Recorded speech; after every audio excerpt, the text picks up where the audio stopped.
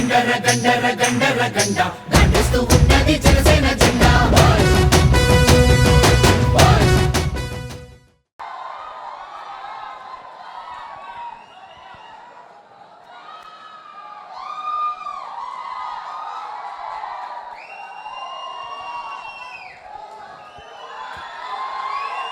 K బాల సతీష్ నగరానికి ఎంతో సేవలు అందిస్తున్న కె బాల సతీష్ గారు జనసేన పార్టీలో అధ్యక్షుల వారి సమక్షంలో చేరుతున్నారు.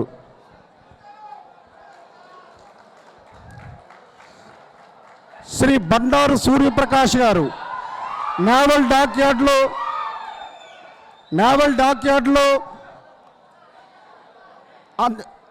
యూనియన్లో అనేక సేవలు అందిస్తూ ఈరోజు పార్టీ సేవల కోసం అధ్యక్షుల వారి సమక్షంలో చేరుతున్నారు. అలాగే వారితో పాటు డాక్యార్డ్ నాయకులు వరుసగా వచ్చి కండువాలు వేయించుకోవాల్సిందిగా కోరుచున్నాం.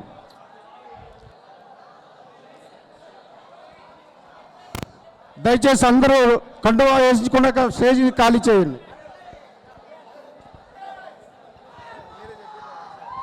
వన్ బై వన్ అందరూ కండువా వేసుకున్నాక దయచేసి ఖాళీ చేసి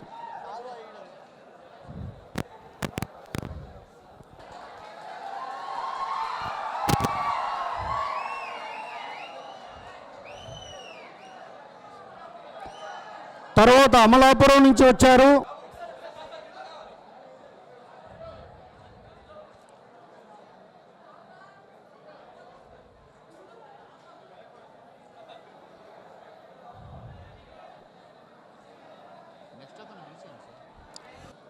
వికెట్ చేసి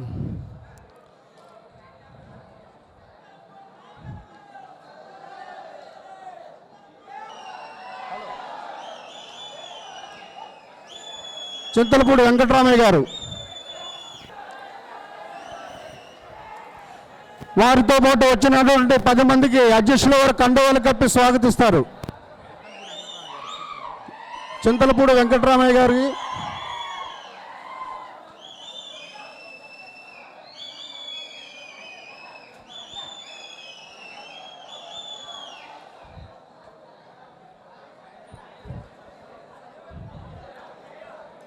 రండి.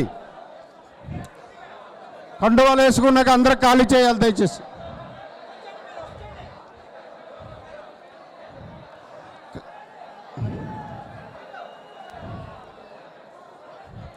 రండి.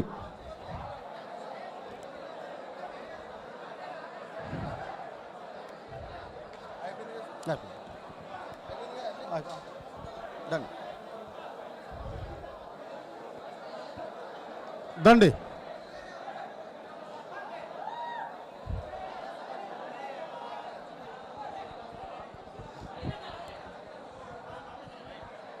దయచేసి అందరూ నిశ్శబ్దంగా ఉంటే అధ్యక్షుల వారు వారి సందేశాన్ని ఇస్తారు.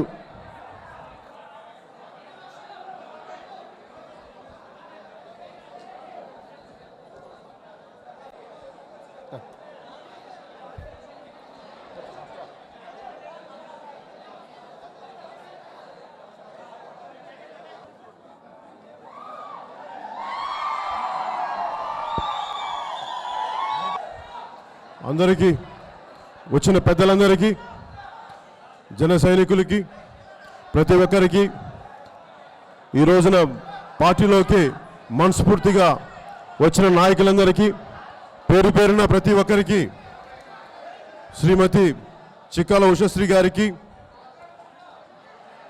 బాల సతీష్ గారికి, శ్రీ బండారు సూర్యప్రకాష్ గారికి, శ్రీ బండి సత్యరాధమ్మ గారికి, శ్రీ మైలా వీర్రాజు గారికి, చింతలపూడి వెంకటరమణ గారిని మనస్ఫూర్తిగా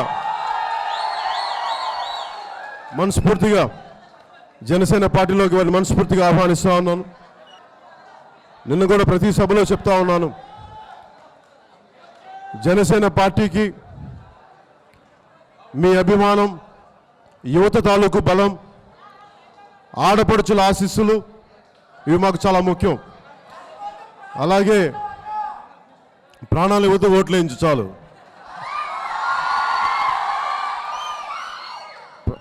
ప్రాణాలు ఎందుకంటే ఈజీగా తీసుకుంటాం, ప్రాణాలు చాలా విలువైనవి. కష్టపడి ఓట్లు వేయిద్దాం అంతే, అదే చాలు మనకి, అదే మనకు అవసరం అవుతుంది. నేను 2009 తర్వాత తిరిగి ఒక రాజకీయ పార్టీ పెట్టడం చాలా సాహసోపేతమైన నిర్ణయం, చాలా కష్టసాధ్యమైన నిర్ణయం. రాజకీయాలన్నీ అజెండా లోపల ఆపండి. సంతోషం చెప్తాం, ఒక నిమిషం మీరు అక్కడే ఉండండి. కానీ ఒకటి చాలా సాహసోపేతమైన నిర్ణయం. కారణం రాజకీయ వ్యవస్థ అంతా మీకు అడ్డొస్తున్నారా? నేను వస్తాను. కొంచెం మీరు పక్కన కొంచెం ఇటు రండి. మీరు అందరూ కెమెరాస్ ఇటు వస్తే కొంచెం ఇటు సైడ్ మీరు కొంచెం ఇటు రండి. లేదు, చాలా సాహసోపేతమైన నిర్ణయం, చాలా కష్టసాధ్యమైన విషయం. ఒక పార్టీ నడపడం, ఉద్యమాలను నడపడం చాలా తేలిక. పార్టీలతో కంపేర్ చేస్తే ఉద్యమానికి ఉద్యమ స్ఫూర్తి ఉంటే సరిపోద్ది, పోరాట పట్టిమ ఉంటే సరిపోద్ది. రాజకీయ పార్టీ నడపాలంటే మన దగ్గర వేల కోట్లు లేవు. మన తాతలు తండ్రులు రాజకీయ వారసత్వం లేదు. మనం మొదటి తరం నాయకులు, సామాన్యులు, ఒక కానిస్టేబుల్ కొడుకుగా పెట్టిన పార్టీ ఇది. అంటే ఎందుకు చెప్తున్నానంటే ఇది మన పార్టీ. ఇది ఎంతసేపు కార్పొరేట్ ఏ ప్రభుత్వాలు పనిచేసినా సామాన్యులను దృష్టిలో పెట్టుకొని సామాన్యుల చేత ఓట్లు వేయించుకొని పెద్ద పెద్ద వారికి అండగా ఉండే పార్టీలుగా అయిపోయినాయి తప్ప, నేనేమంటానంటే నేను ఇన్ని కోట్లు సంపాదించాను, గత కొద్ది సంవత్సరాల్లో 20 కోట్లు ట్యాక్సులు కట్టాను. నేను ఈ రోజున రాజకీయాల్లోకి రావాల్సిన ముఖ్య లక్షణం ఎవరికైనా కానీ అందరూ ఓట్లు వేయించుకొని డబ్బులు తీసుకుంటారు మన ప్రజల దగ్గర నుంచి. నేను కష్టపడి మీ అందరూ ప్రేమతో ఇచ్చిన డబ్బుని తిరిగి నేను ప్రజల మీదే ఉపయోగిస్తున్నాను, మనందరి మీద ఉపయోగిస్తున్నాను. ఎందుకంటే ఒక సరికొత్త బాధ్యతతో కూడిన ఒక నైతిక రాజకీయ వ్యవస్థ మన దేశానికి చాలా అవసరం, మన సమాజానికి అవసరం, ముఖ్యంగా మన ఆంధ్రప్రదేశ్ రాష్ట్రానికి చాలా చాలా అవసరం.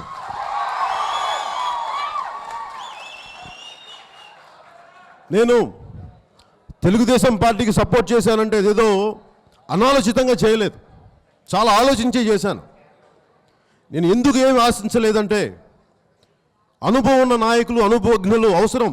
ఖచ్చితంగా నేను ఎవరి అనుభవాన్ని కాదన్ను.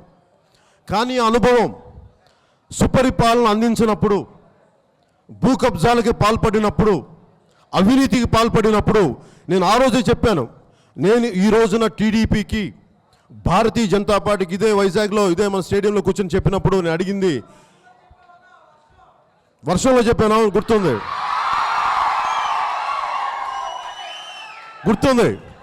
మీరందరూ తడుస్తుంటే నాకు గొడుగు కూడా ఇచ్చారు, నాకు అవసరం లేదు, మా వాళ్ళు తడుస్తున్నారు, నాకు గొడుగు అవసరం లేదు చెప్పి గుర్తుంది. ఇది నేను ఎందుకు చెప్తున్నానంటే ఇది నేను చాలా ఆలోచించి చెప్పాను ఆ రోజున. నేను రాష్ట్రం అంటే ఎక్కడైనా సరే రాష్ట్రం చాలా మన ఆంధ్రప్రదేశ్ ఉమ్మడి రాష్ట్రంలోనే విచిత్రమైన సమస్యలు ఉన్నాయి. 1969లో తెలంగాణ వాళ్ళు విడిపోవాలని కోరుకున్నప్పుడు, 70లో మనం విడిపోవాలని కోరుకున్నప్పుడు ఆ రోజు రాష్ట్రం ఇవ్వలేదు. అందరం కలిసి ఉంటామనుకున్నప్పుడు రాష్ట్రం ఇచ్చేశారు. అంటే ప్రతి ఒక్కరే అడుగుతారు, పవన్ కళ్యాణ్ క్లారిటీ ఉందా, జనసేన పార్టీ క్లారిటీ ఉందా అంటే అసలు తెలుగుదేశం పార్టీ క్లారిటీ ఉందా, భారతీయ జనతా పార్టీ క్లారిటీ ఉందా? ఈ దేశంలో ఏ ఒక్క రాజకీయ పార్టీ అవకాశవాదమే తప్ప ఏ ఒక్కరికి క్లారిటీ లేదు. ఖచ్చితంగా నేను చెప్పగలను, దాని కారణాలు కూడా చెప్తాను.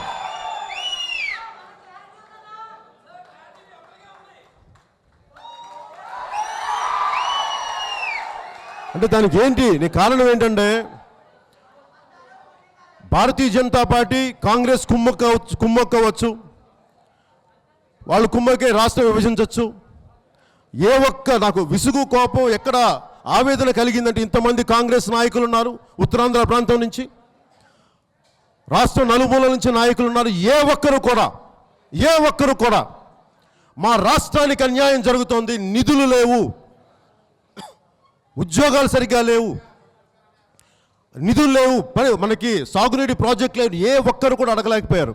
ఏదన్నానండి మా హైకమాండ్ చెప్పిందే మాకు శిరోధార్యం అంటారు. ఆ హైకమాండ్ ఎక్కడో ఢిల్లీలో కూర్చుంటుంది. ఆ ఢిల్లీలో కూర్చునే వాళ్ళకి ఇక్కడ స్థానిక నాయకులు గులాంగిరి చేస్తే కడుపు మండేది, దెబ్బకు గురయ్యేది స్థానిక ప్రజలు కానీ అక్కడ ఢిల్లీలో కూర్చున్న వాళ్ళు కాదు. ఇది నాకు బాధ కలిగించింది. ప్రతిసారి సమస్య వస్తే ఢిల్లీకి ఎక్కడ పారుతాం, ఎక్కడికి పరిగెడతాం? మనకి స్థానికంగా ఉండే నాయకులు కావాలి. స్థానికత చాలా ముఖ్యం. నేను 2014లో తెలుగుదేశం పార్టీకి, భారతీయ జనతా పార్టీకి నేను ఓట్లు వేయమని అడిగినప్పుడు నేను బాధ్యత తీసుకున్నాను. మీ చేత నిలదీయించుకునే బాధ్యత కూడా నేను తీసుకునే ఆ రోజు మీరు అవసరమైతే నన్ను నిలదీస్తారు అని తెలిసే నేను వారికి సపోర్ట్ చేశాను. అదే వారు పనులు చేయనప్పుడు నేను స్థానికంగా మనవాడిని, తెలుగువాడిని, పరాయి వాడిని కాదు, ఎక్కడో ఢిల్లీలో కూర్చున్న వాడిని కాదు, మీ వాడిని. కాబట్టి మీరు నన్ను కూర్చోబెట్టి పవన్ కళ్యాణ్ ఎక్కడికి వెళ్ళిపోయి పారిపోయారో, వీళ్ళు సరిగ్గా చేస్తున్నారు, లాక్కొస్తే అమరావతి భూముల ల్యాండ్ ఎక్విజిషన్ మీద భూసేకరణ చట్టం ప్రయోగిస్తూ ఉంటే నన్ను లాగి ప్రశ్నిస్తే నేను వెళ్ళాను అమరావతికి. ఎందుకంటే నేను అందుబాటులో ఉండే వ్యక్తిని, పారిపోయే వ్యక్తిని కాదు. మీకు ఈరోజు నేను కోరుకునేది కూడా, నేను ఆ రోజున 2014లో ఏం చెప్పాను, ఈ రోజున తెలుగుదేశం పార్టీకి, భారతీయ జనతా పార్టీకి మిమ్మల్ని ఓట్లు వేయమని అడుగుతున్నాను. నేను బాధ్యత, ఒకవేళ వీరు పని చేయని పక్షంలో ఖచ్చితంగా నేను మీ తరపు నుంచి పోరాటం చేస్తానని చెప్పాను. దాంట్లో భాగంగానే నిజంగా నేను ఈ రోజున మీ ముందుకు వచ్చాను. నిజంగా నాకు వ్యక్తిగత లబ్ధే కావాలి, వ్యక్తిగత గుర్తింపే కావాలని నాకు చాలా తేలిక.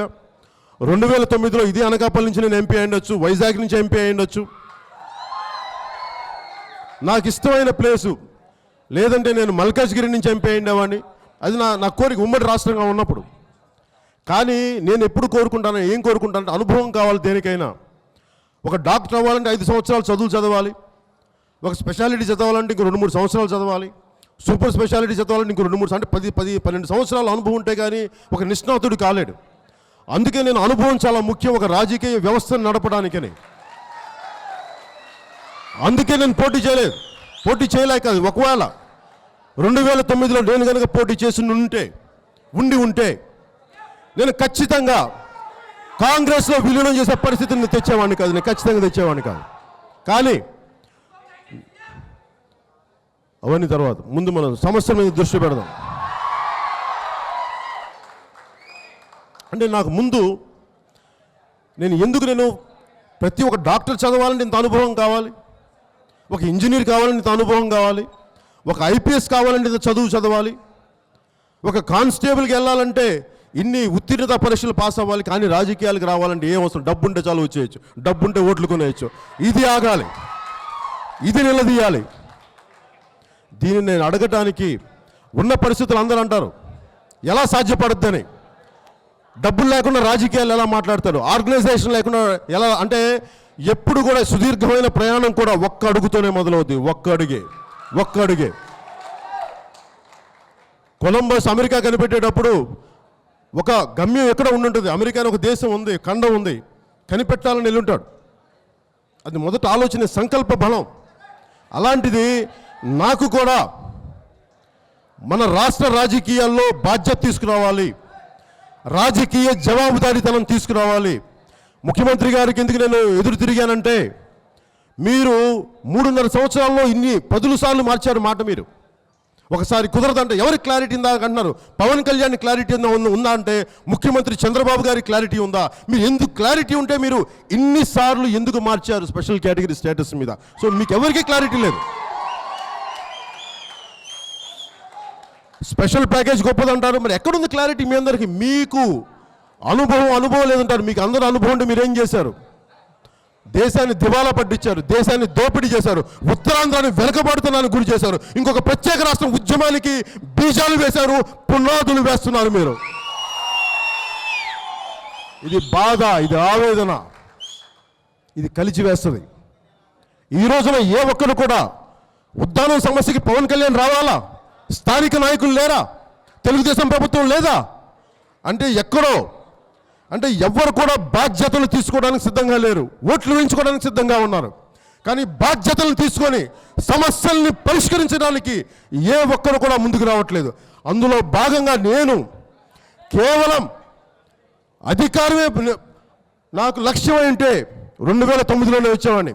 ఒక మంత్రి అయ్యేవాడినో, ఒక ఎంపీని అయ్యామని, సెంట్రల్ మినిస్టర్ని కూడా అయ్యామని. నాకు అంత కెపాసిటీ ఉంది, అంత సత్తా ఉంది, అంత ధైర్యం ఉంది.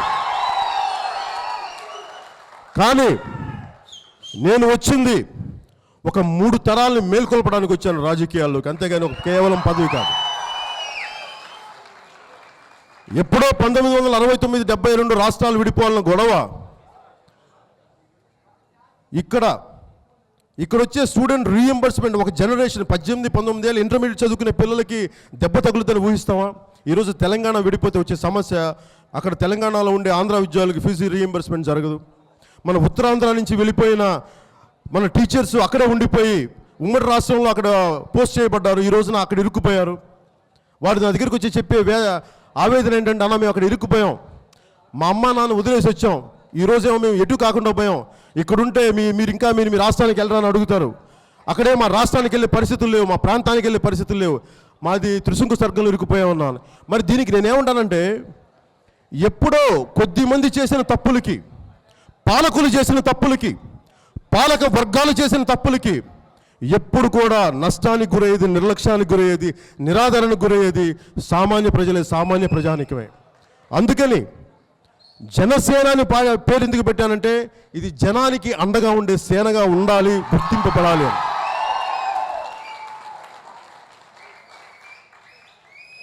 ఉత్తరాంధ్ర వెనుకబాటుతనం అంటే నేను కోరుకుంది, ఆ రోజున తెలుగుదేశం పార్టీ నాయకులు కానీ, భారతీయ జనతా పార్టీ నాయకులు కానీ నాకు చెప్పింది, ఓకే మీరు ప్రతిపక్షం వైఎస్ఆర్సీపీ నాయకులు వస్తే చాలా భూ కబ్జాలకు గురవుద్ది.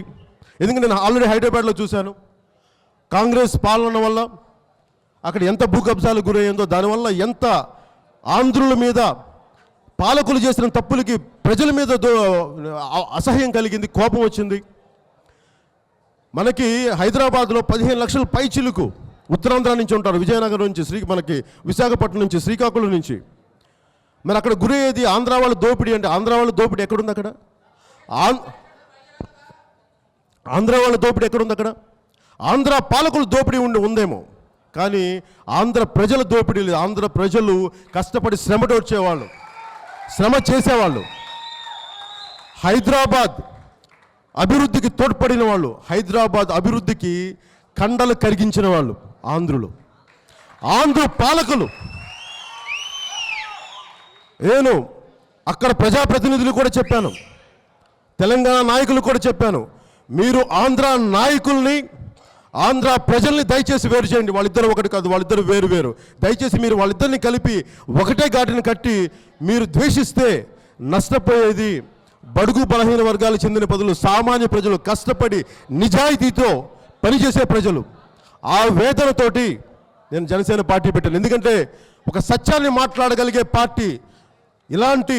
నన్ను ఒక పెద్ద ఐఏఎస్ ఆఫీసర్ ఒకరు అడిగారు, ఒక సీనియర్ రిటైర్డ్ ఐఏఎస్ ఆఫీసర్, మీకు ఇక్కడున్న అధికార పక్షం కానీ ప్రతిపక్షం కానీ వీళ్ళ దగ్గర చాలా అంగబలం అర్ధబలం ఉంటుంది, మీరు ఎలా ఎదుర్కొంటారు? వాళ్ళ దగ్గర గుండాలు ఉంటారు, ఓకే మీరు మాట్లాడతారంటే మీ దగ్గర ఎవరు లేరు కదా అంటే, నేను ఒకటే చెప్పాను, మా దగ్గర గుండాలు లేకపోవచ్చు, కానీ మా దగ్గర గుండాలను ఎదుర్కొనే దమ్ము ధైర్యం ఉన్నాయి మా వాళ్ళందరికీ అని చెప్పాను.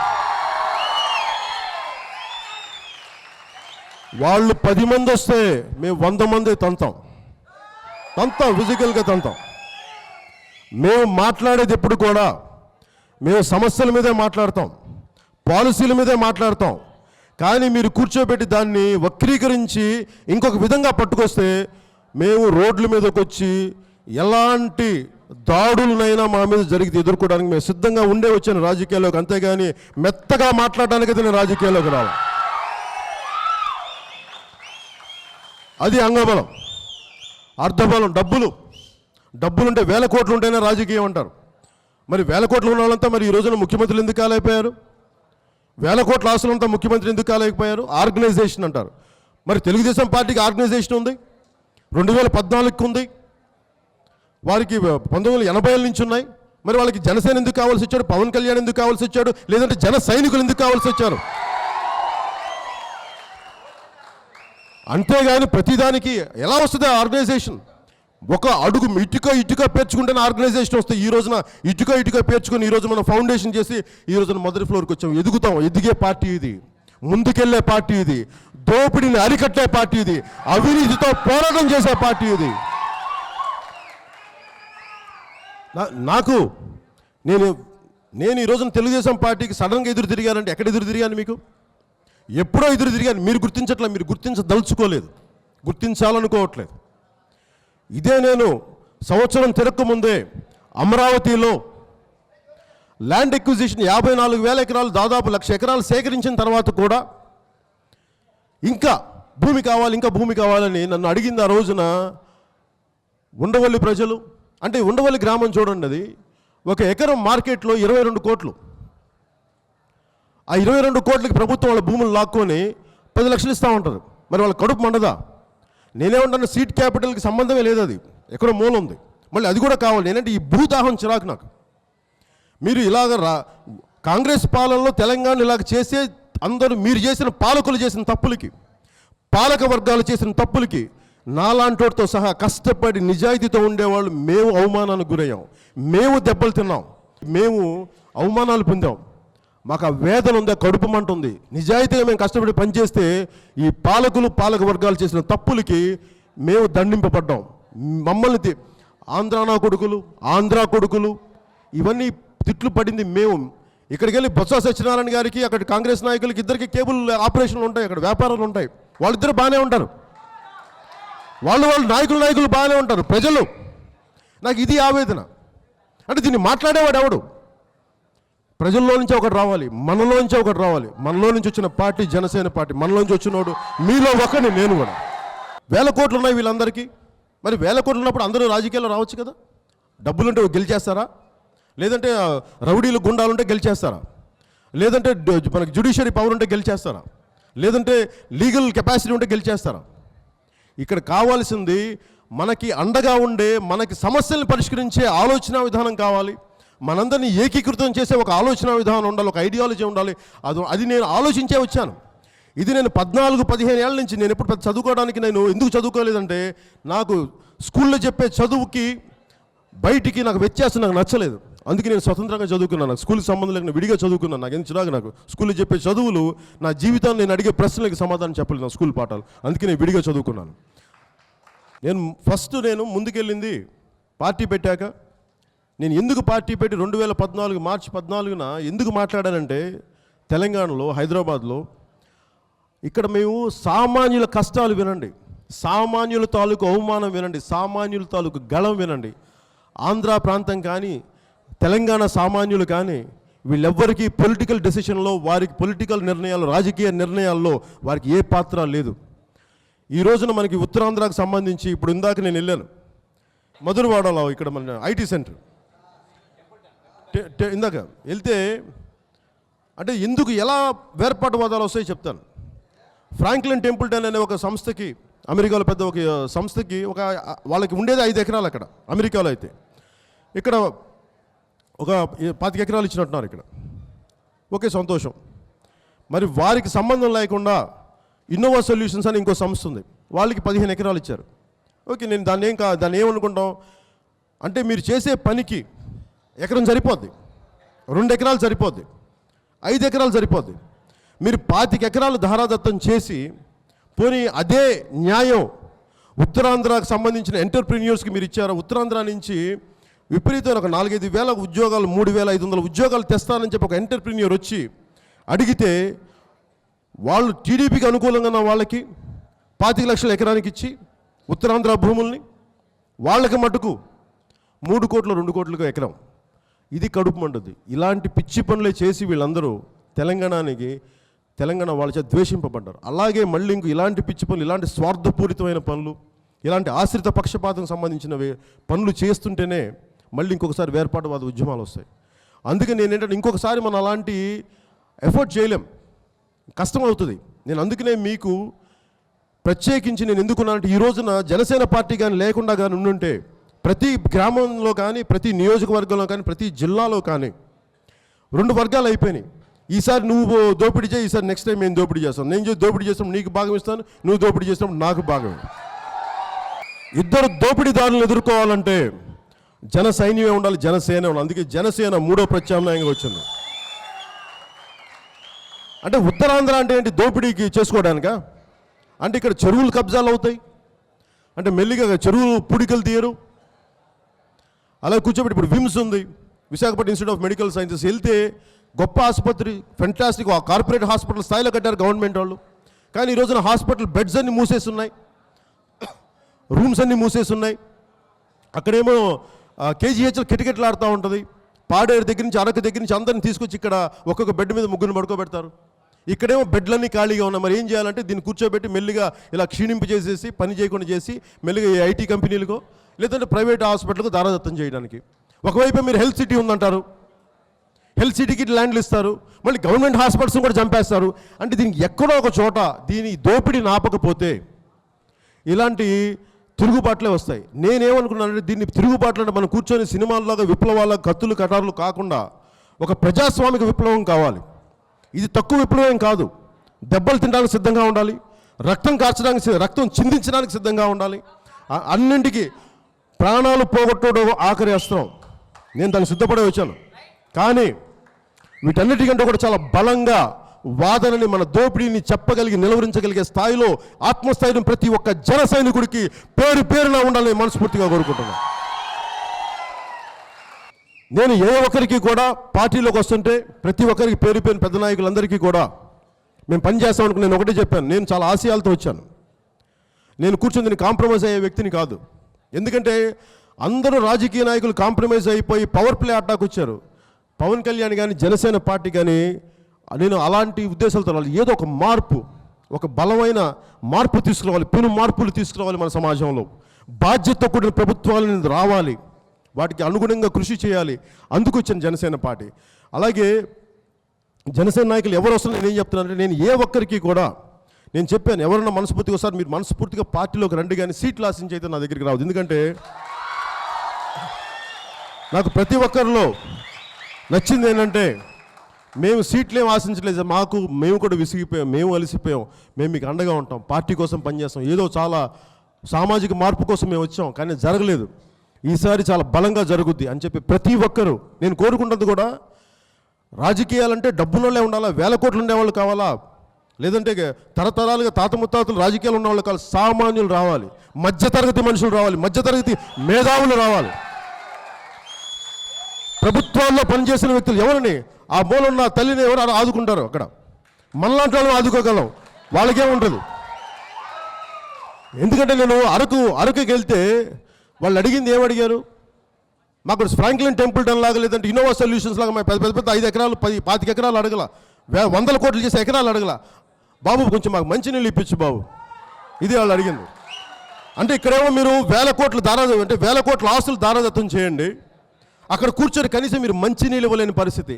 అంటే 70 సంవత్సరాలు అయిన తర్వాత కూడా నేను ముఖ్యమంత్రిగా నేను గొప్ప పనులు చేయమని చెప్పట్లా, మీరు స్పెషల్ కేటగిరీ స్టేటస్ తేలేకపోతే ఓకే మీ వల్ల కాదు వదిలేయండి, కానీ కనీసం మంచినీళ్ళు ఇవ్వలేరా, మంచినీళ్ళు తెప్పించలేరా, ఒక చిన్న ఊటగడ్డ నుంచి మీరు సరైన క్లీన్ వాటర్ ఇవ్వలేరా, ఆ నీటిని పరిశుభ్రం చేసే పరికరాలు లేవా మీ దగ్గర, బడ్జెట్ లేవా, మరి లక్షల ఎకరాల బడ్జెట్ అంటారు. ముఖ్యమంత్రి గారు కూర్చొని మనకి షైనింగ్ ఆంధ్రప్రదేశ్ అంటారు, ఆంధ్రప్రదేశ్ తలతల్లాడుతుందంటారు. మరి తలతల్లాడితే అక్కడ ఏంటి, మరి అక్కడ అందరికీ మురికి నీరు తాగాల్సిన పరిస్థితి ఏంటి మన నియోజకవర్గాల్లో. ఈరోజు ఇక్కడే మన కోట వీధి ఉంది, నేను కోట వీధికి వెళ్తే నేను గంట సేపు నా తల పట్టేస్తుంది ఆ వాసనకి, ఆ కాలుష్యానికి. మరి వాళ్ళు అక్కడే ఉన్నారు. ఇది వైజాగ్ చూస్తే నేను వైజాగ్లో నేను చాలా సంవత్సరాలు ఉన్నవాడిని. ఇక్కడ వైజాగ్తో అనుబంధం మీ అందరికీ తెలుసు. అంటే నాకు ఇది ఆఫ్రికాలోని కేప్ టౌన్ లాంటి అందమైన సిటీ, ఇది అంత చక్కటి సిటీ. దీనిని ప్రతి ఒక్కరూ ఆస్వాదించగలిగే సిటీ అవ్వాలి. ఇప్పుడు ఢిల్లీ ఉంది, ఢిల్లీలో అందరూ గొప్ప గొప్ప నాయకులు ఉన్నారు, ప్రధానమంత్రి దగ్గర నుంచి ప్రెసిడెంట్ల దగ్గర నుంచి అందరూ ఉంటారు అక్కడ. కానీ పీల్చుకోవడానికి సవ్యమైన గాలి, పవర్ఫుల్ వ్యక్తులు, కానీ పీల్చుకోవడానికి ఆరోగ్యకరమైన గాలి లేదు. అది మన సమస్య. అంటే నేను ఎందుకు చెప్తున్నానంటే కాలుష్యం అంత దారుణమైంది. ఈ రోజున మనం వైజాగ్లో చాలా గొప్ప ప్రాంతం అని అంటున్నాం, కానీ మరి కాలుష్యాన్ని అరికట్టలేకపోతున్నాం. 5-6 లక్షల మంది కాలుష్య బాధలు గురవుతారు. బయటికి వెళ్ళి చూసి మన నల్లటి మట్టి వస్తుంది ముఖం మీద నుంచి. నేను ఇంటికి వెళ్తే అంటే ఇది అలాంటి చిన్నపిల్లలు తెల్ల డ్రెస్ వేసుకొని స్కూల్కి వెళ్తే నలుపుగా అయిపోద్ది. మరి చొక్కా నలుపే అయిపోతే మరి లోపల ఉన్న ఊపిరితిత్తులు ఇంకెంత నల్లగా అవుతుంది మీరు ఊహించుకున్నారు. సిగరెట్లు తాగక్కర్లా, పాన్ పరాకులు తినక్కర్లా, గుట్కాలు తినక్కర్లా. వాళ్ళు కాలుష్యాన్ని నివారించకపోగా ఆ గాలి పీలిస్తే మొత్తం ఊపిరితిత్తులు నల్లగా అయిపోయి జబ్బులు అయిపోయి ఆస్మాతోటి అక్కడి నుంచి పారిపోయే పరిస్థితులు, చచ్చిపోయే పరిస్థితులు ఉన్నాయి అక్కడ. దీన్ని మాట్లాడేది ఎవరు? స్థానిక ప్రతినిధులు అంటారు. ఎందుకు ఈరోజు స్థానిక ప్రతినిధులు ఇంతమంది ఉన్నారు? హరిబాబు గారు ఉన్నారు, అంతకుముందు పురంధేశ్వరి గారు, ఎవరైనా సరే ఎందుకు పోటీ పడుతున్నారు ఇక్కడ అంటే మీరు స్థానికంగా ఉండే సమస్యలకు మీరు పోరాటం చేయాలి.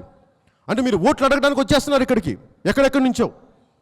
నేదురుమల్లి జనార్దన్ రెడ్డి గారి దగ్గర నుంచి అందరూ వచ్చారు ఇక్కడికి, సుబ్రహ్మరెడ్డి గారు వచ్చారు, ప్రతి ఒక్కరు వచ్చారు. నిన్న అనకాపల్లి ఎంపీ గారు ఏమంటారు, విశాఖ రైల్వే జోన్కి పోరాటం చేయలేదు, జోన్ లేదు, గీన్ లేదు, 5 కేజీలు తగ్గాలి. అంటే మన పాలకులను ఎన్నుకుంటే మనం చెప్పాలి, వాళ్ళని అడగాలి. అంటే మీకు కనీసం బాధ్యత లేదా మీకు? అంటే మీరు ఓట్లు ఇచ్చేసాం, మేము డబ్బులు ఇచ్చాం అంటే మేమేమైనా కూర్చొని మేము ఏమనుకుంటాను, మేము బానిసలా మీకు? అంటే ఇది అడిగే పరిస్థితిని యువత తెచ్చుకోకపోతే, యువత నిలవరించకపోతే వీళ్ళు ఏం చేస్తారు? రైల్వే జోన్ లేదు, రైల్వే గీన్ లేదు, ఏదైనా పని చేయదు. అంటే నాకు ఎక్కడో చోట వీళ్ళని ఆపకపోతే, వీళ్ళని బాధ్యత తీసుకురాకపోతే ఈ దోపిడీ నిరంతరంగా సాగుతూనే ఉంటుంది. అందుకే నేను వచ్చింది, నేను విశాఖకి వచ్చే 50 సంవత్సరాలు కూడా విశాఖ ఆరోగ్యవంతంగా ఉండాలంటే ఏం చేయాలి? పరిశుభ్రమైన గాలి ఉండాలి. అంతేగాని ఢిల్లీలో కూర్చోబెట్టి యమునా నదిని ఎండబెట్టేసుకొని మొత్తం కాలుష్యానికి గురైపోయి డబ్బులుండి అధికారుండి ప్రయోజనం ఏంది? మాస్కులు వేసుకుని తిరుగుతామా? పిల్లలకి ఆస్తమాలతో చస్తామా? 1000 కోట్ల ఆరోగ్యాన్ని ఇస్తుందా? పంచభూతాలను చంపేస్తే మీకు 1000 కోట్లు డబ్బులు ఇస్తాయా? 1000 కోట్ల ఆరోగ్యం ఇస్తుందా? తిరిగి శరీరం ఇస్తుందా? ఈరోజు కోట వీధిలో చూస్తే, కోట వీధి ఎంత గొప్ప, అది ఎంత దేశానికి ఎంత ఆదర్శప్రాయమైందంటే, కొన్ని 100 సంవత్సరాల క్రితం మస్జిద్ ఉంది, చర్చ్ ఉంది, హిందువులు ఉన్నారు, ముస్లింలు ఉన్నారు, క్రిస్టియన్స్ ఉన్నారు, ఇంతమంది ఉండి ఆ కోట, ఇదే విదేశాల్లో అయితే పాత టౌన్ అంటే దాన్ని భద్రపరుచుకుంటారు. ఇది మా ట్రెజర్ అని చెప్పి, మా నిధి అనుకుంటారు, అది హెరిటేజ్ సైట్ అని చేసుకుంటారు. ఇక్కడేమో చంపేద్దాం, మీరు వెళ్ళిపోండి ఇక్కడి నుంచి, తోసేస్తాం. ఇది మనం కాపాడుకునే దౌర్భాగ్యం మనకి మనం కాపాడుకునే స్థితిలో మనం లేవు, అది మన దౌర్భాగ్యం. అది అందుకే నేనేంటంటే స్థానికంగా మీరు ఎక్కడి నుంచైనా రండి, భారతదేశంలో ఎవరికి ఎక్కడి నుంచైనా పోటీ చేసే హక్కు ఉంది. కానీ స్థానిక సమస్యలకి, స్థానికులకి ఉద్యోగాలు, ఈ రోజున ఇన్ని వేల ఉద్యోగాలు అనౌన్స్ చేస్తారు. ఎన్ని వేల ఉద్యోగాలు స్థానికులకు వచ్చినాయి? స్థానికులకు సెంట్రల్ గవర్నమెంట్ ప్రకారం కనీసం 80% ఇవ్వాలి ఉద్యోగాలు. అవి ఎక్కడ జరగట్లా. దీనికి మాట్లాడేవాడు లేడు. పోనీ ముందు ఎదగాలి అంటే ముందు వారికి స్కిల్స్ ఇవ్వాలి. స్కిల్స్ లేవుంటారు, కరెక్ట్ స్కిల్స్ ఉండవు. ఒక పరిశ్రమ పెడితే అందరికీ సరిపోయిన కావాల్సిన స్కిల్, మరి స్కిల్ డెవలప్మెంట్ మీరు చేయండి. ఇలాంటి పరిశ్రమలు రాబోతున్నాయి. ముఖ్యమంత్రి గారు ఏం చేయాలి? ఇక్కడ ఐటీ ఉద్యోగాలు రాబోతున్నాయని మీరు ప్రత్యేకించి చిత్తశుద్ధితో మీరు స్కిల్ సెంటర్స్ అని చెప్పేసి మళ్ళీ దాన్ని కూడా డబ్బు చుట్టుకునే ప్రయత్నంలో కాకుండా నిజంగా స్కిల్స్ డెవలప్ చేయండి. స్కిల్స్ మీద పెట్టుబడి పెట్టండి. స్థానిక యువతకు మీరు నేర్చుకునే పరిస్థితులు కల్పించండి. అప్పుడు ఉద్యోగాలు ఇవ్వండి. ఇవేమి ఇవ్వకుండా కూర్చోబెట్టి వాళ్ళకి కెపాసిటీ లేదు అంటే ఏమవుతుంది? నేను శ్రీకాకుళం వెళ్ళినా, ఎక్కడికి వెళ్ళినా వాళ్ళు అడిగేది విపరీతం, మాకు ఉద్యోగాలు లేవన్నా మాకు. మరి ఉద్యోగాలు లేని పిల్లలు ఏం చేస్తారు? పాడేరులో ఈ రోజున కూర్చోబెట్టి ప్రతి ఒక్కళ్ళు గంజాయి అమ్మేస్తున్నారని చెప్తూ ఉంటారు. యువత గంజాయి అడ్డదారి పట్టారు అని తిడతా ఉంటే యువత, నేను చెప్పాను మీకు యువతని తిట్టే హక్కు లేదని చెప్పాను. ఎందుకంటే మీరు యువతకి వారికి కావాల్సిన మార్గనిర్దేశకత్వం ఇవ్వకుండా, వారికి కావాల్సిన చదువులు ఇవ్వకుండా, స్కిల్స్ డెవలప్ చేయకుండా, విద్యాలయాలు డెవలప్ చేయకుండా వాళ్ళు కూర్చొని తప్పుదోవ పడితే, తప్పుదోవ పట్టడానికి కారణం ప్రభుత్వాల తాలూకు వైఫల్యం తప్ప యువత తాలూకు వైఫల్యం కాదని. అందుకే మీరు యువతను తిట్టగానని చెప్పాను. మీకు యువతను తిట్టే హక్కు లేదు. మీరు చెయ్యండి. మీరు అన్నీ చేసిన తర్వాత, మీరు చిత్తశుద్ధి చూపించిన తర్వాత అప్పుడు వాళ్ళు దారి పడితే అప్పుడు మీకు అనే అధికారం ఉంటుంది, అనే హక్కు ఉంటుంది. కానీ ఏమీ చేయకుండా బాబు వస్తే జాబ్ వస్తుంటే వాళ్ళ అబ్బాయికి జాబ్ ఇచ్చారు తప్ప మిగతా వాళ్ళు ఎవరికి. అంటే నేనేమనుకున్నాను అంటే బాబు వస్తే జాబ్ వస్తుంది అందరికీ అనుకున్నాను. కాదు కదా, వాళ్ళ అబ్బాయికే జాబ్, అది మిగతా వాళ్ళకి కాదు.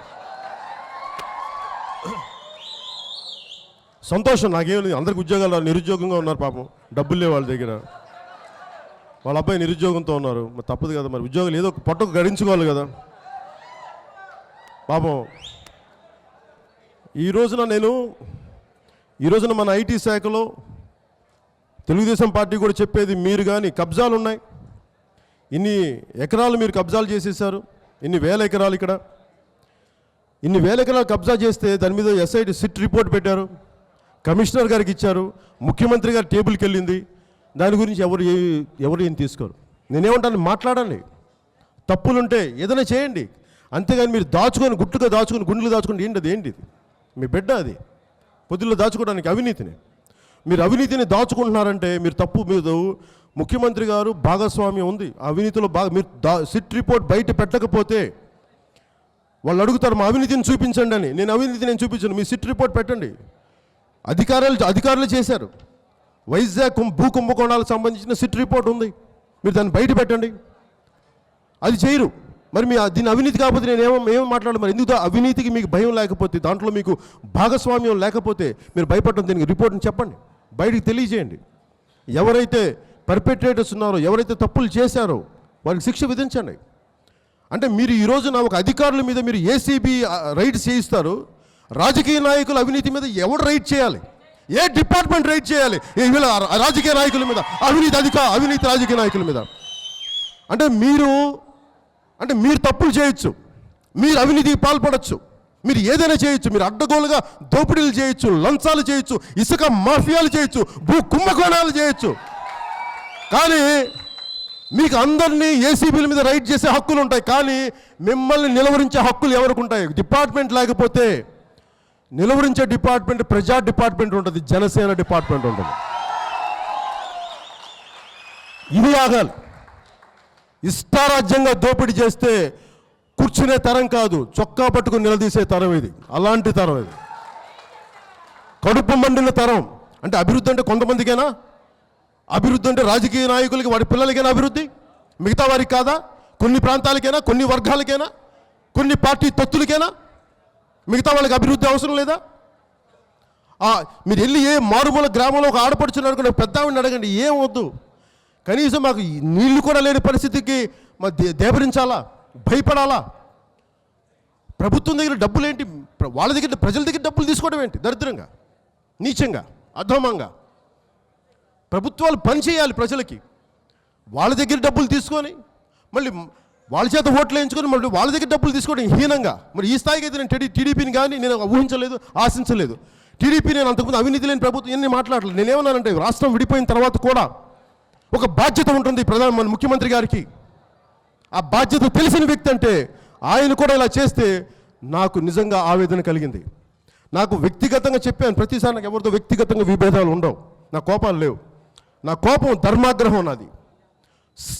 ఒక సిస్టమ్ని పాడు చేస్తున్నప్పుడు, మీరు అవినీతికి సిస్టమ్ పాల్పడుతున్నప్పుడు మీరు రక్షించాల్సినవి మీరే భక్షిస్తే ఎట్లాగా? ఈ రోజున మనకి టీటీడీ ఉంది, డైమండ్స్ మిస్ అయినాయి, జ్యువెలరీ మిస్ అయింది. నాకు ఎప్పుడు తెలుసు, 2014లో ఇదే వైజాగ్ నుంచి నేను హైదరాబాద్ ఎయిర్పోర్ట్లో దిగితే ఒక ఐపీఎస్ అధికారి చెప్పారు, చాలా జ్యువెలరీ మిస్ అయిపోయింది సార్. ఇది మీరు దీని గురించి మాట్లాడంటే ఇది మీ ఎవరు తెలుసు? నేను ముఖ్యమంత్రి గారు చెప్పాము, మేము ఆయన అపోజిషన్ ఉన్నట్టుగా మేము చెప్పాం, రిపోర్ట్ పంపించాం, అందరికీ పంపించారు, కానీ ఎవరు మాట్లాడరు. మరి ఎందుకు మాట్లాడరు అంటే మరి ఏది తీస్తే ఎవరి బొక్కలు బయటకు వస్తే మనకు తెలియదు, అది సమస్య. అదే అనుకుంటా. నేనేమంటానంటే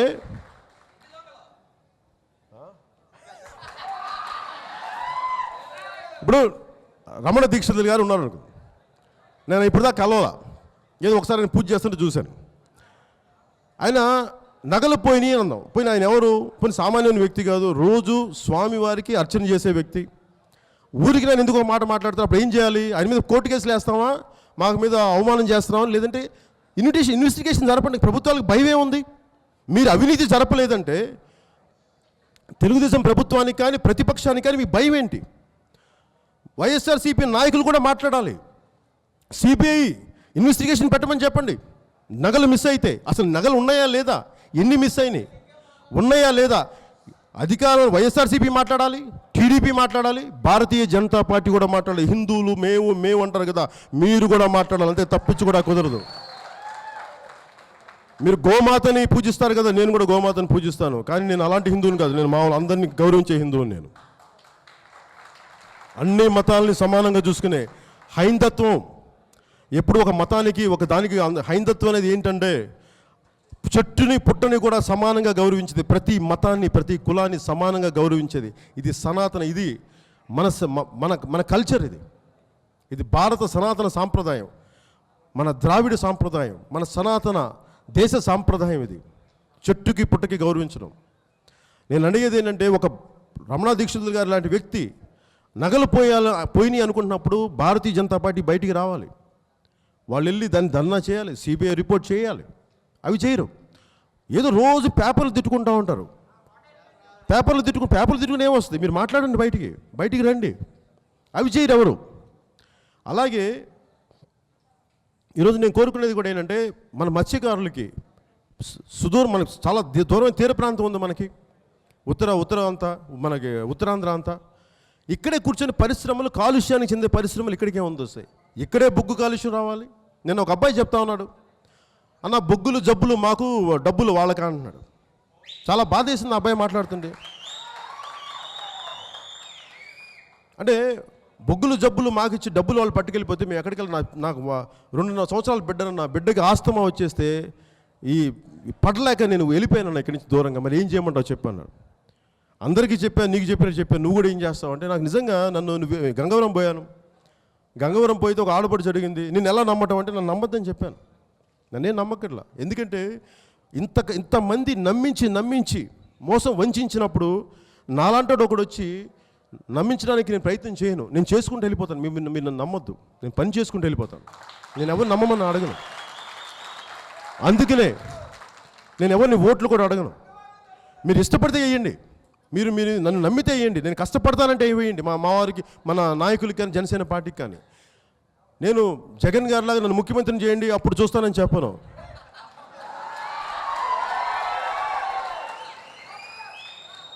ముఖ్యమంత్రి గారిలాగా 4 దశాబ్దాల అనుభవం ఉంది, ఇంకా బాగా చేస్తాను, అప్పులు బాగా తెస్తాను, ఏనుగులు కొంటాను, మీరు అయ్యని చెప్పను. నేను అమరావతిలు కడతాను, ఇంద్రుడిలాగా ఊరేగుతాను, అయ్యని మాట. నేనేమంటానంటే, నేను కష్టపడి పనిచేస్తాను. జనసేన ప్రతి ఒక్కరు కష్టపడి పనిచేస్తాం, సమస్యలు పరిష్కరిస్తాం. నేను అంతే మాట్లాడతాను. ఇది నచ్చి నమ్మకం ఉండి ఒక్క ఓటేసినా కానీ నేను నిలబడతాను. ఒక్క ఎమ్మెల్యే పంచిపండి, ఒక్క ఓటేసినా జనసేన ఉంటుంది, పవన్ కళ్యాణ్ ఉంటుంది. ఒక్క ఓటు. ఎందుకంటే నేను దానికి రాలా, సమూలమైన మార్పులకు వచ్చాను. ఇంతకాలం అన్యాక్రాంతంగా దోపిడీ చేశారు.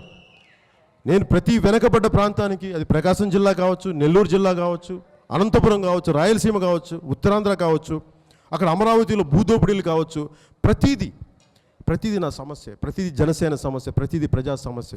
అక్కడ మన పాడేరులోకి వెళ్ళినా కానీ అక్కడున్న పిల్లలు, యువకులు గంజాయి సాగు అలవాటు పడ్డా కానీ అది కూడా నిలువరించిన నా బాధ్యత. నేనేంటంటే పనిష్మెంట్ ఇవ్వను. నేను కోరుకునేది ఏంటంటే వాళ్ళని సంస్కరించాలి, వారికి వేరే దారి చూపాలి. ఎవరెవరో బందిపోటు ఇన్ని వేల కోట్లు దోపిడీ చేసిన పెద్ద ఇంక్లూడింగ్ మన విజయమాల్య లాంటి వాళ్ళు కూడా దేశాన్ని క్షమిస్తుంది. ఆయన లెటర్ రాశాడు, ఆయన దేశాన్ని క్షమిస్తే. కానీ ఒక చిన్నపాటి ఒక లంచం తీసుకుంటే ఒక అధికారిని క్షమించలేరు వీళ్ళు. కానీ వీళ్ళు వేల కోట్లు దోచేస్తారు. వేల కోట్లు చేసిన వాళ్ళని క్షమించగలరు, కానీ ఒక సామాన్యుని ఒక చిన్న తప్పు చేసినా కానీ క్షమించలేని పరిస్థితికి సమాజం వెళ్ళిపోయింది. రాజకీయ నాయకులు అయిపోయారు. అందుకని ఇవన్నీ ఆప్ చేయడానికి నేను స్టార్ట్ చేసింది కేవలం ఒక రాజకీయ పార్టీయే కాదు, ఒక సరికొత్త రాజకీయ ఆలోచన విధానం. అందుకని 7 సిద్ధాంతాలు పెట్టాను. ఇవి నిలబడేవాడిని, ఇవన్నీ ఆలోచించి లోపలికి తీసుకొని వచ్చినవాడిని. అందుకే నాకు మీ అందరూ కోరుకునేది, ప్రతి ఒక్క నాయకులకి నేను ఎవరికి ముందు, ప్రతి ఒక్క నాయకులకి నేను కోరుకునేది, మీ అందరికీ పేరున ప్రతి ఒక్కరు కోరుకునేది, సార్, మా వాళ్ళు డబ్బులు ఇస్తే వచ్చేవాళ్ళు కాదు, ప్రేమతో వచ్చేవాళ్ళు.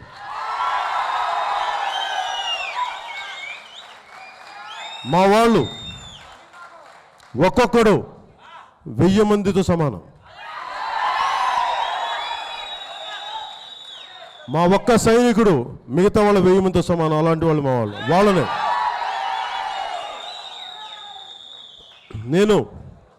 నేను చెప్పేది ఏంటంటే, ప్రతి ఒక్కరు చెప్తాను, మిమ్మల్ని ఫస్ట్ మీరు కూడా, నేనంటే చాలా ప్రేమ. నేను అభిమానులందరికీ చెప్పాను, కేవలం బ్యానర్లు కట్టే అభిమానులు కాదు, నాకు ప్రతి చోట ఊరున మనసుల్లో నేను ముద్రించుకున్నాను ఇష్టపడే అభిమానులు ఉన్నారు, వాళ్ళు కూడా మన అభిమానులు. అందుకని ప్రతి ఒక్క హీరో అభిమానులు కానీ ఎవరైనా సరే మన రాజకీయంగా ఇష్టపడితే వారిని దయచేసి గౌరవించండి, వారిని దయచేసి స్వాగతం పెట్టండి. మనం ఏ ఒక్కరికి చెందిన కాదు. నేను వైఎస్ఆర్సీపీ నాయకుల్లాగా లేదంటే టీడీపీ లాగా మీరు ఓట్లు ఎవరికి వేసినా కానీ నేను అందరి కోసం పనిచేస్తాను. అందరి కోసం పనిచేసే పార్టీ, అందరినీ అభిమానించే పార్టీ. నేను ప్రమాణం చేసేటప్పుడు ప్రజలందరినీ సమానంగా చూస్తానని చెప్పాను, అంతేగాని తెలుగుదేశం ప్రజలను వేరుగా, మిగతా పార్టీ ప్రజలను వేరుగా అలా చూసే వ్యక్తిత్వం నాకు లేదు. నేను మన అందరం, ఎవరు ఎంతమంది ఓట్లు వేసినా కానీ ఓట్లు వెయ్యని వాళ్ళని కూడా మనం సమానంగా గౌరవిస్తాం, సమానంగా వారికి ఎలా నిలబడాలో నిలబడతాం. అలాగే ప్రతి ఒక్కరికి నేను కోరుకునేది, మన మన మన ఈ రోజున ప్రతి అభిమాని కూడా నేను సైనికుడిగా మారమంటున్నాను. ఒక రాజకీయ కార్యకర్త కంటే మీరు నా మీద పెట్టుకున్న అభిమానాన్ని సమాజం వైపు మళ్లించండి, మనకి దేశ క్షేమం వైపు మళ్లించండి, రాష్ట్ర క్షేమం వైపు మళ్లించండి. మన ఉత్తరాంధ్ర వెనుకబాటుతనాన్ని పారద్రోలటానికి మీరు ముందు పెట్టండి. మన ప్రాంతాల తాలూకు సమస్యల్ని మనకి పరిష్కరించడానికి మీరు ముందుకెళ్ళండి. అలాగే ముందు మిమ్మల్ని మీరందరూ సామరస్యంగా ఉండాలని మనస్ఫూర్తిగా కోరుకుంటే, ఏదైనా గొడవలు ఉంటాయి, ఇద్దరు కలిస్తే 3 ఒపీనియన్స్ ఉంటాయి. అలాగే ఇంతమంది సమూహం కలిసినప్పుడు ప్రతి ఒక్కరు చిన్న చిన్న గొడవలు ఉంటాయి. వాటేం పట్టించుకోకండి. నేను చాలామంది చెప్తున్నారు, సార్ టీవీలో మన గురించి ఇలా మాట్లాడుతున్నారు, సార్ సోషల్ మీడియాలో ఇలా మాట్లాడుతున్నారు, సార్ ఇక్కడ ఇలా ఏ మిగతా పార్టీలు అన్నీ లేవండి, మన ఒక్కడే ప్రత్యేకించి వాళ్ళకే ఉంటాయి, ఏం పట్టించుకోకండి. జరుగుతుంటే గొడవలు జరగనివ్వండి. అంతేగాని ప్రతిదానికి ఎక్కడ పెడతాం? అన్నీ జరుగుతూ ఉంటాయి.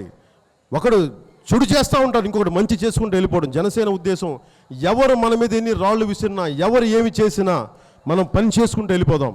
పార్టీని గెలిపిద్దాం. జనసేన 2019లో ప్రభుత్వాన్ని స్థాపిద్దాం. జై హింద్.